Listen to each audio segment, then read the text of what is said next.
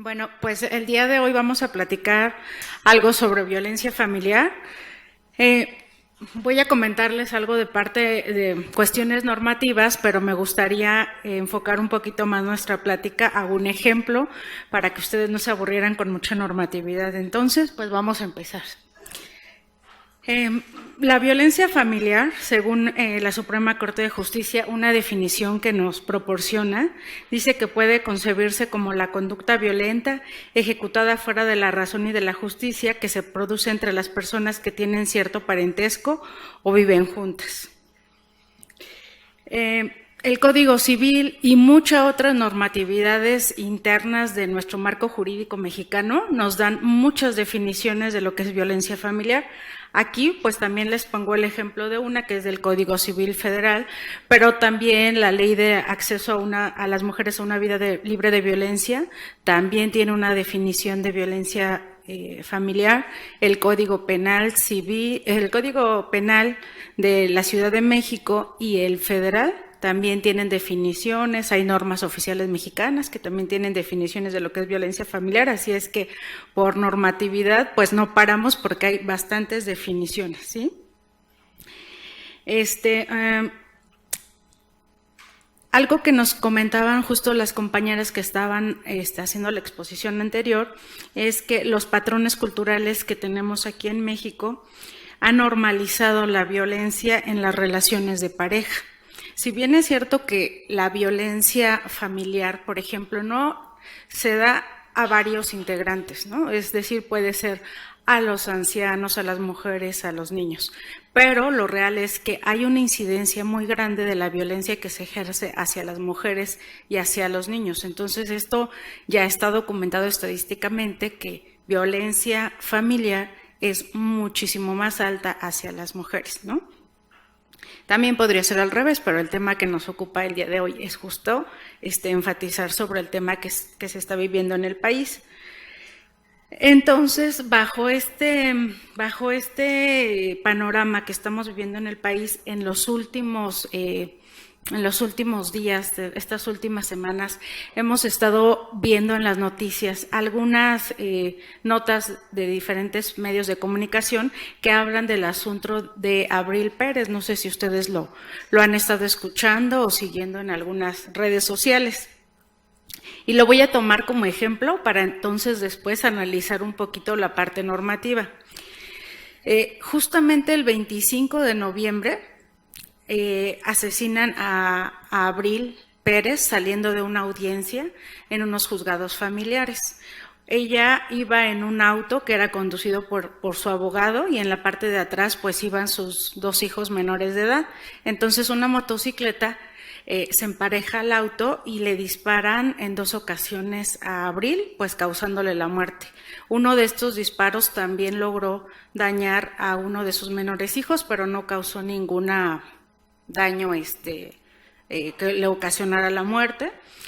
Y bueno, pues ahí es la noticia de la que todos primero nos enteramos, ¿no? Y después pues empiezan obviamente a sacar los antecedentes de quién era Abril, quién pudo haber matado a Abril, porque aparte no parecía un robo, no parecía otro tipo de delitos, en realidad fue un ataque muy directo hacia Abril, ¿no? Y bueno, entonces empiezan a sacar varios medios de información que en enero Abril había sufrido un intento de feminicidio por parte de su ex esposo. Bueno, ahora ex esposo, ¿verdad? Pero que en ese momento era su esposo. Y pues ella la denuncia que presentan primero la hace su hermano, porque ella lo que intenta hacer después de que ocurrieron estos hechos es buscar refugio con algunas de sus amistades. Entonces el primero que presenta la denuncia es su hermano, pero después ella lo ratifica, y en los hechos que ella denuncia dice que ella estando durmiendo medianoche, su esposo la ataca con un bat. El primer golpe que le da la despierta y entonces ella reacciona, y el segundo ella ya mete la mano para tratarse de cubrir nuevamente del segundo golpe.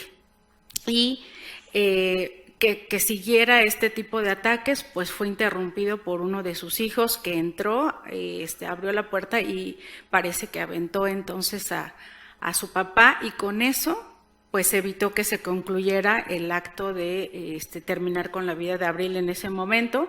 También en parte de lo que tenemos conocimiento por los medios es que también intentó atacarla con un bisturí. Entonces, bueno, obviamente que derivado de esos hechos, Abril, junto con su familia, iniciaron una denuncia penal, pues entre las autoridades correspondientes, ¿no? En ese momento, pues bueno, sí hubo una orden de aprehensión. Esta persona tuvo una aprehensión precautoria, pero finalmente un juez había determinado su liberación, y bueno, esos son como los antecedentes, ¿no? Ha causado mucha indignación en la sociedad, pues justo esas determinaciones que tienen el Poder Judicial y por qué determinó su liberación, y también se cuestiona mucho la reclasificación que tuvo el delito, ¿no? Entonces, pues más o menos les voy a comentar. Ya en las audiencias se estuvieron publicando en algunos medios de comunicación fragmentos de las audiencias y de los razonamientos que hace el juez para determinar por qué no lo calificó como tentativa de feminicidio y por qué lo calificó como lesiones y violencia familiar. Sí hay una gran diferencia en tipificar una conducta de una manera u otra. Cualquier delito, digamos, eso sí es parte normativa que les voy a explicar, cualquier delito que se cometa solo en grado de tentativa, el mismo código dice que no puedes aplicar la pena que correspondía si se hubiera ejecutado el delito. Es decir, por ejemplo, en feminicidio, la pena máxima está en 60 años, de acuerdo al Código Penal Federal. Entonces no lo puedes tú condenar en 60 años porque solo fue tentativa. Entonces el código te dice que debes de aplicar hasta las 2/3 partes de la condena, ¿no? Entonces, bueno, la diferencia entre que se tipificara como tentativa de feminicidio y lesiones o violencia familiar, pues radica en la sanción que al final iba a tener la persona. Si nosotros del feminicidio, ahorita les voy a leer un poco la definición de qué es el feminicidio de acuerdo al Código Penal Federal, dice que comete el delito de feminicidio quien prive de la vida a una mujer que por razones de género se considera que existen razones de género cuando ocurran algunas de las siguientes circunstancias, ¿no? La víctima presenta signos de violencia sexual de cualquier tipo, la víctima se le hayan infringido lesiones, mutilaciones degradantes previas o posteriores a la privación de la vida o actos de necrofilia, existen antecedentes o datos de cualquier tipo de violencia en el ámbito familiar. Es decir, aquí te dice que el feminicidio es un delito y se comete pues a quien prive de la vida a una mujer por razones de género. Y se considera que existen razones de género cuando existan alguna de estas circunstancias, es decir, no tienen que ser todas, alguna. Ajá. Entonces, bueno, aquí otra parte de ese artículo también nos menciona que hayan existido entre el activo y la víctima una relación sentimental, afectiva o de confianza, existan datos que establezcan que hubo amenazas relacionadas con el hecho delictuoso. Otra fracción dice que la víctima haya sido incomunicada en cualquiera que sea el tiempo previo a la privación de la libertad y que el cuerpo de la víctima sea expuesto o exhibido en un lugar público, ¿no? Aquí ya, digamos, la normatividad nos va describiendo cómo el juez va a tener que considerar que existen elementos para considerarlo como un feminicidio. Y bueno, después este artículo nos dice cuál es la sanción. Y dice, se impondrá a quien cometa el delito de feminicidio de 40 a 60 años de prisión. Entonces, si estamos hablando que fue una tentativa de feminicidio, y como les comenté anteriormente, las tentativas solo pueden llegar a sancionar las 2/3 partes de lo que realmente le tocan a una condena por el delito que se está tipificando. Entonces estamos hablando que a esta persona le pudieron haber tocado aproximadamente 40 años de prisión. O solo por la tentativa de feminicidio. Si el juez dice que no es feminicidio y lo reclasifica y dice que el delito entonces fue de violencia familiar y lesiones, entonces automáticamente nos cambian los años de prisión, porque violencia familiar está sancionado igual por nuestro Código Penal Federal, máximo hasta 4 años. Entonces vamos a suponer que de la violencia familiar, pues el juez diría, pues de ahí te voy a condenar a 4 años, más lesiones. Que lesiones estamos hablando también de un aproximado entre, por lo que sabemos el tipo de lesiones que tuvo Abril, estamos hablando de 5 años.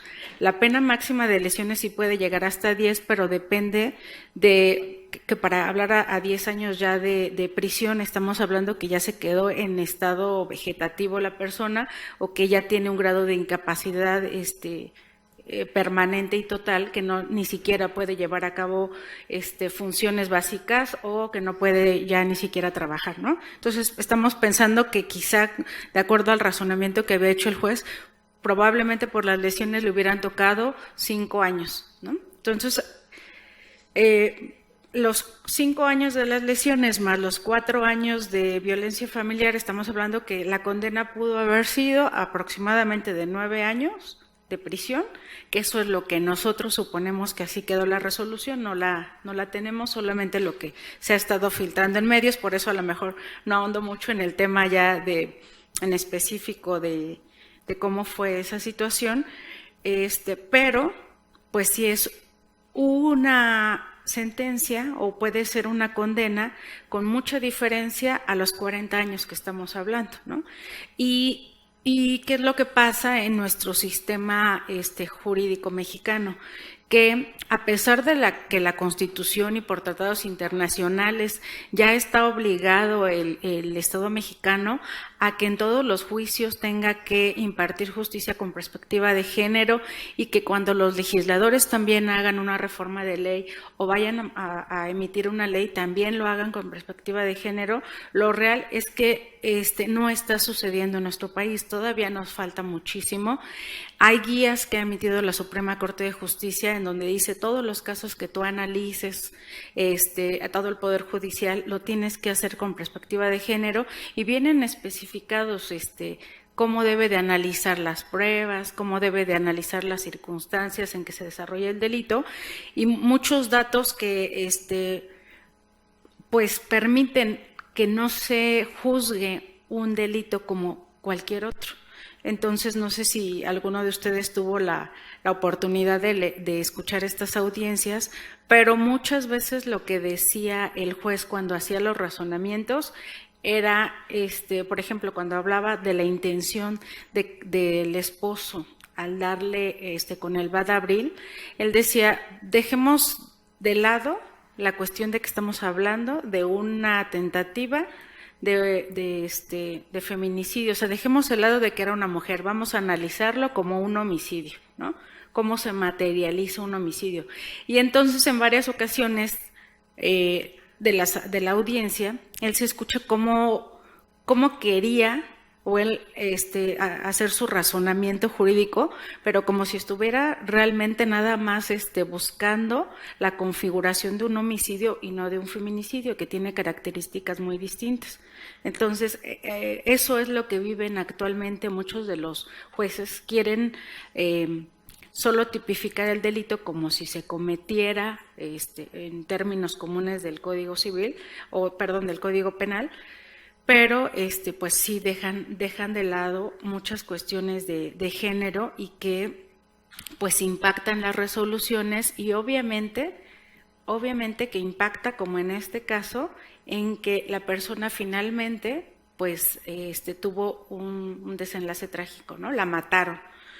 Ahora sí fue homicidio, porque ahora sí pues fue otra persona quien terminó ejecutando a Abril, pero pues bueno, ya esto será otro análisis jurídico que tendrán que investigar las instituciones de nuestro país. Actualmente los jueces pues están suspendidos, los dos, tanto el que emitió la la reclasificación del delito. Tanto el juez que ordenó la liberación, son dos jueces distintos los que hacen esta actividad, entonces los dos actualmente pues están suspendidos. Y en realidad, pues bueno, aquí si ustedes gustan les puedo dejar las definiciones de lo que estamos hablando, lo que son lesiones, lo que hablamos de violencia familiar. Les voy a leer aquí un poco de lo que dice el Código Penal Federal. Dice: comete el delito de violencia familiar quien lleve a cabo actos o conductas de dominio, control o agresión física, psicológica, patrimonial o económica a alguna persona con la que se encuentre o haya estado unida por vínculo matrimonial, de parentesco, por consanguinidad, afinidad o civil, concubinato o una relación de pareja fuera y dentro del domicilio familiar. A quien cometa el delito de violencia familiar se le impondrán de 6 meses a 4 años de prisión y perderá el derecho de pensión alimenticia. Asimismo, se le sujetará a tratamiento psicológico especializado. Entonces, bueno, pues aquí son las definiciones que ya nuestra normatividad contempla, y aquí también les traje una definición de lo que son las lesiones, y es al que infiera una lesión que no ponga en peligro la vida del ofendido. Ok, esta no es la definición, pero es lo que les traje aquí, es ya la sanción, ¿no? La sanción es ahí al que infiera una lesión que no ponga en peligro la vida del ofendido y tarde en sanar menos de 15 días, se le impondrán de 3 a 8 meses de prisión o de 30 a 40 días multa, ambas sanciones a juicio del juez. Si se tarda en sanar más de 15 días, se le impondrán de 4 meses a 2 años de prisión y de 60 a 270 días multa. Y se le impondrán, otro artículo nos menciona, se impondrán de 2 a 5 años de prisión y multa de 100 a 300 pesos al que infiera una lesión que deje al ofendido una cicatriz en la cara, ¿no? Y así el Código Penal Federal nos va describiendo, de acuerdo al tipo de lesión que se haya ha causado, pues la pena de prisión, que como les comentaba, la máxima es de 10 años. Y bueno, no sé si quieran que comentemos algo un poquito más sobre este asunto de Abril, alguna duda que ustedes tengan. Digo, nosotros la plática que les doy de este asunto pues es muy, muy general. A mí en lo particular de ese caso, como les comenté, fue ese razonamiento que en todo momento hace el juez de no enfocarse a la perspectiva de género, y también básicamente la reclasificación. El juez lo determinó por 3 motivos, ¿no? Porque dice que faltó una inspección del lugar de los hechos para que pudieran para que pudiera él tener certeza en que existieron los hechos, que existió el lugar en donde se cometieron los hechos, ¿no? Entonces dice que como no hubo una inspección que la fiscalía llevara a cabo, pues él no tenía elementos como que le dieran certeza de que existía el lugar. No se aportó el BAT ni el bisturí como una prueba, no lo tenían, entonces la fiscalía tampoco lo pudo entregar. Y dice él que también no le da certeza lo que declara tanto la víctima como el agresor en su momento en las audiencias, porque el esposo, cuando se defiende, dice que estaban ellos discutiendo. En ningún momento dice que sí estaban en la recámara, que Abril estaba durmiendo. Ellos nada más dicen: estábamos discutiendo, Abril tomó un cuchillo porque me quería atacar y yo me defendí aventándole una mesa de café. Y es lo que él argumenta en su declaración. La de Abril es totalmente diferente. La de Abril dice: estaba durmiendo, me intenta matar pegándome con un bat, me da una primera ocasión, me da la segunda, pero la detengo con la mano, y no me sigue pegando o no llega a su fin el delito porque lo interrumpe uno de sus hijos, ¿no? Entonces, como el juez dice: pues tengo una versión y tengo otra y yo no sé cuál es la real, entonces no existe mucha claridad de qué fue lo que sucedió, y hace un razonamiento donde menciona que sí, considerando las características físicas del esposo de Abril, si él la hubiera querido matar o si hubiera tenido la intención de matarla, entonces con un solo golpe hubiera bastado para hacerlo. Con un solo golpe del bat, si ella hubiera estado durmiendo, con uno ya lo hubiera concretado, ¿no? Entonces, son cuestiones que el juez menciona en los razonamientos para la reclasificación. Sí, evidentemente desde una parte jurídica y de los lineamientos que se han emitido a nivel nacional e internacional, pues sí le faltó obviamente tener otro parámetro que le permitiera juzgar con perspectiva de género, ¿no? Y es lo que está causando la indignación pues en toda la sociedad, pero pues obviamente que hay autoridades que ya se están encargando, van a hacer esta investigación y al final pues si en realidad ellos hicieron una mala clasificación y sobre todo no tomaron las medidas necesarias para que esto no tuviera que terminar así, ¿no?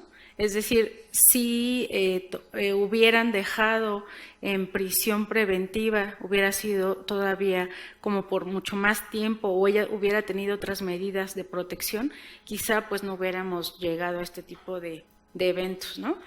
Y lo que hay que reflexionar aquí al final es que esta parte que los jueces a veces les impide tener o juzgar con una perspectiva de género, pues es la cuestión cultural, porque ellos, al igual que nosotros, pues estamos en una sociedad que está permeada de muchos prejuicios, de lo que se espera de cómo se comporta un hombre, de lo que se espera cómo se comporta una mujer, y estos prejuicios, al momento en que un juez deba determinar una sentencia de manera objetiva con base a una normatividad, con base a criterios internacionales, pues no le dejan ver objetivamente porque entonces ya está interfiriendo su parte subjetiva, lo que él siente o lo que él piensa de cómo se pudo haber generado los hechos o de cómo él podría pensar que Abril se tendría que haber defendido cuando no hay circunstancias de igualdad, ¿no? O sea, pues ella estaba durmiendo, incluso ni siquiera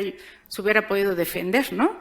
Porque estaba en un estado en que no le permitía hacerlo, ¿no? Entonces, eso incluso es hasta un agravante porque es con alevosía, es decir, estás atacando a una persona que ni siquiera podría tener la oportunidad de defenderse.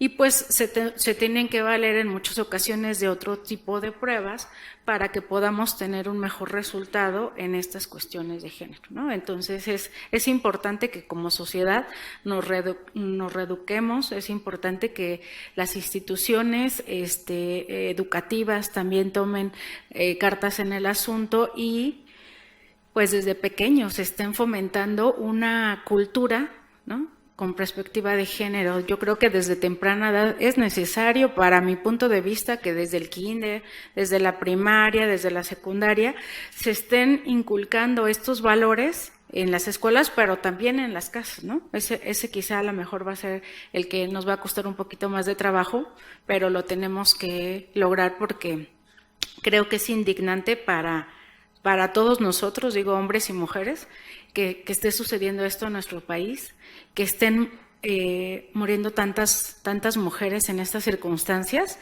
y que pues qué les puede esperar a las que tienen tanto niñas como niños, pues qué tipo de país les va a esperar a nuestros hijos, ¿no? Con los niveles en cómo estamos actualmente. Entonces creo que sí, es un tema que vale la pena reflexionar y pues sobre todo ahorita que veo muchos jóvenes, yo creo que es importante que desde aquí terminemos con esto porque de eso depende el futuro de nuestro país, ¿no? Pues muchas gracias y no sé si...